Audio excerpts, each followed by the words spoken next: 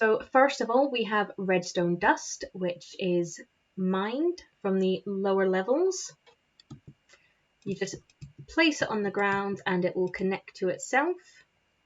However, on its own, it doesn't do anything. It needs to be powered, which brings us on to the next couple of blocks. Next, we have the redstone block, which is made from 9 redstone dust in a crafting table, and it is a power block. So if you place it down next to the redstone, it turns it on. However, it is always on. It will only stop powering if it's broken or moved. The same with the torch, which is made from 1 redstone dust and 1 stick. It will power the signal. You can also use redstone torches to invert signals. The lever, which is 1 cobble and 1 stick. It's pretty straightforward what this does. It turns the redstone on and off, as you can see here. Next we have the redstone repeater, which is 3 stone, 1 redstone dust and 2 redstone torches. And what this does is it will extend a redstone signal. So on its own, a redstone signal can only be powered for up to 15 blocks.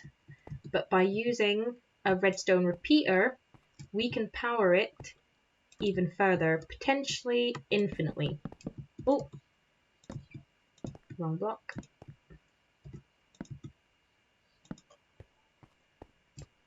Like so. The comparator is next.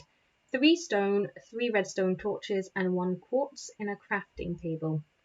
What the comparator does is it can compare or subtract 2 redstone signals, and it can also detect how full a container is, and then it will output a signal strength depending on that. Droppers and dispensers. So they are almost the exact same recipe, both involving 7 cobble and 1 redstone dust. However, the dispenser also uses a bow. And as this is bedrock, it needs to be an undamaged bow. Damaged bows won't work. So the dropper drops items. It can drop items into other droppers or containers and onto the ground as well. The dispenser will throw or place items, and if there is more than 1 item in its inventory, the item it dispenses will be random. Next up is the observer, which is made from 6 cobble, 2 redstone dust, and 1 bit of quartz. The observer detects updates from the block in front of it.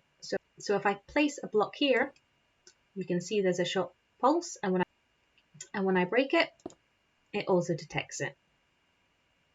The piston and sticky piston. So to make a normal piston, you would need 3 planks, 4 cobble, 1 redstone dust, and 1 iron ingot. And for a sticky piston, you would just add a slime ball onto a normal piston. Both the piston and sticky piston can push up to 12 blocks. However, only the sticky piston can pull a block back. However, it will only pull 1 block back. There are some exceptions to the blocks it can push, but it can push most of them. When we play around with them in a later episode, we will go into more detail about the blocks it can and cannot push. The button is made from either 1 wood plank or 1 stone. When pressed, it will create a short pulse, temporarily powering an item. For the pressure plate, you can make it out of either 2 wood, 2 stone, 2 gold, or 2 iron. So for pressure plates, when they are activated, they will emit a signal until they are deactivated. However, for the 4 different types of pressure plate, the way they are activated is all different, something we will go over later on. Next up, we have one of my favourites, which is the hopper. 5 ingot and 1 chest in a crafting table will give you this lovely item. What the hopper does is it will take items from one container and put them into another container. It can also take items just thrown into it, and if it is placed in a minecart, it can also take items through the block above it. Next up we have the daylight sensor, which is made from 3 quartz, 3 glass and 3 wood slabs. And exactly like the name suggests, it senses daylight. So when it has access to the sky, it will output a power signal, and at night time it will stop. However, you can invert it, so it will put out a signal at night time and not during the day.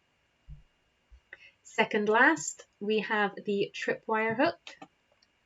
When you walk through a bit of string connected to 2 tripwire hooks, it will activate a pulse.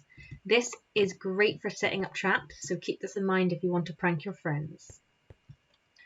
Last but not least, we have the target block, which is made from 4 redstone dust and a hay bale. The target block will emit a signal when hit with a projectile. The strength of the signal is dependent on how close to the center it is hit. The projectiles it can be activated by are not limited to arrows. It can also be activated by eggs and snowballs, to name a few. That is it for the first episode of Redstone 101. In the next episode, we will build up some circuits and have a little play around with them and go over in a bit more detail what some of the things do and their limitations. Well, I hope you enjoyed the first episode. Leave a comment down below to let me know what you thought. Like and subscribe, and I'll catch you in the next one. Bye for now.